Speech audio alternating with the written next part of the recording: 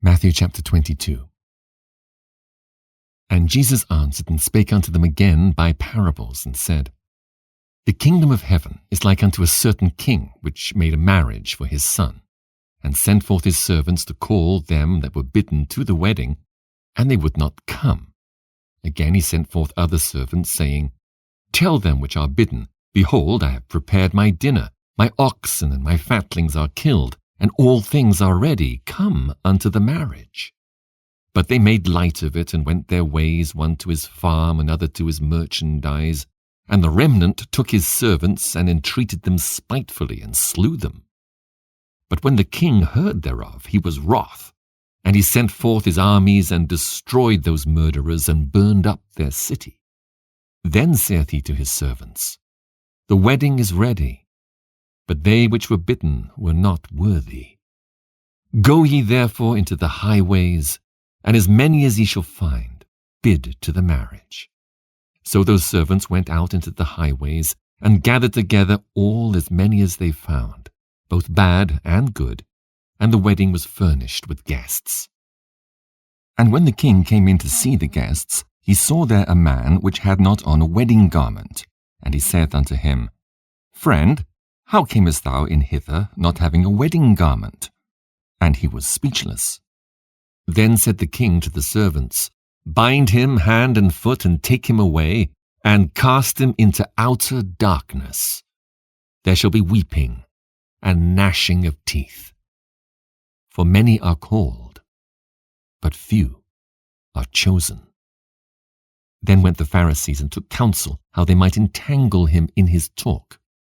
And they sent out unto him their disciples with the Herodians, saying, Master, we know that thou art true, and teachest the way of God in truth, neither carest thou for any man, for thou regardest not the person of men. Tell us therefore, what thinkest thou? Is it lawful to give tribute unto Caesar, or not? But Jesus perceived their wickedness, and said, Why tempt ye me, ye hypocrites? Show me the tribute money. And they brought unto him a penny. And he saith unto them, Whose is this image and superscription? They say unto him, Caesar's.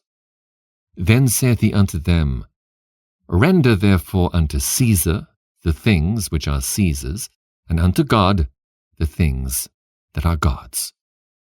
When they had heard these words, they marveled, and left him, and went their way. The same day came to him the Sadducees, which say there is no resurrection, and asked him, saying, Master, Moses said, If a man die having no children, his brother shall marry his wife, and raise up seed unto his brother. Now there were with us 7 brethren, and the first, when he'd married a wife, deceased, and having no issue, left his wife unto his brother. Likewise the second also, and the third unto the 7th. And last of all, the woman died also.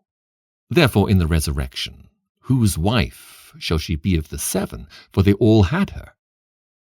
Jesus answered and said unto them, Ye do err, not knowing the Scriptures, nor the power of God. For in the resurrection they neither marry, nor are given in marriage, but are as the angels of God in heaven. But as touching the resurrection of the dead, have ye not read that which was spoken unto you by God, saying, I am the God of Abraham, and the God of Isaac, and the God of Jacob.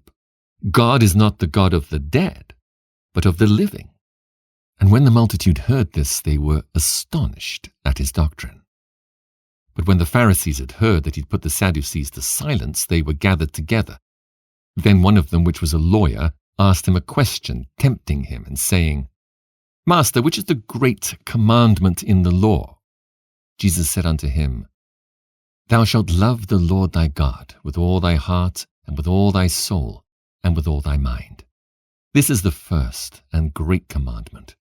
And the second is like unto it, Thou shalt love thy neighbor as thyself. On these 2 commandments hang all the law and the prophets. While the Pharisees were gathered together, Jesus asked them, saying, What think ye of Christ? Whose son is he? They say unto him, The son of David. He saith unto them, How then doth David in spirit call him Lord, saying, The Lord said unto my Lord, Sit thou on my right hand till I make thine enemies thy footstool? If David then call him Lord, how is he his son?